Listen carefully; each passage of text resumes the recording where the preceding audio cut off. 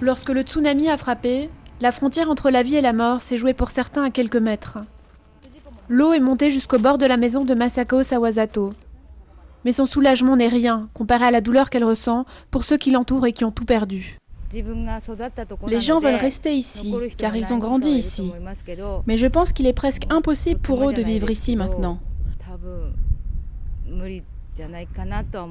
Je n'arrive pas non plus à contacter mes amis. Je suis très inquiète pour eux.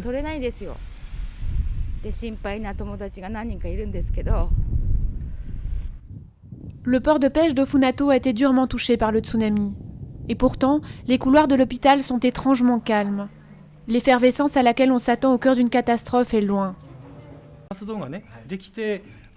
Si c'était juste un tremblement de terre, les blessés auraient pu être sauvés et transportés à l'hôpital.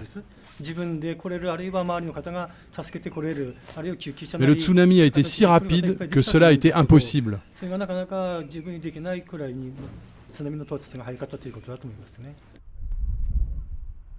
Dans son sillage, le tsunami a laissé très peu de blessés.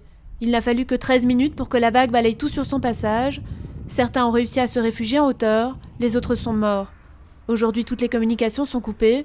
Seuls les panneaux donnent encore des informations sur les personnes disparues.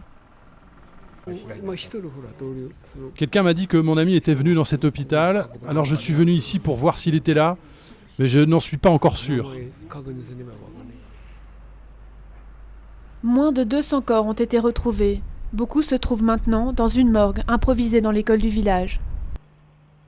Plus de 100 personnes manquent à l'appel, un petit nombre vu l'ampleur des dégâts. Mais il est encore trop tôt pour obtenir des chiffres exacts. En attendant, beaucoup espèrent juste que dans cette ville au moins, les survivants seront plus nombreux que les morts.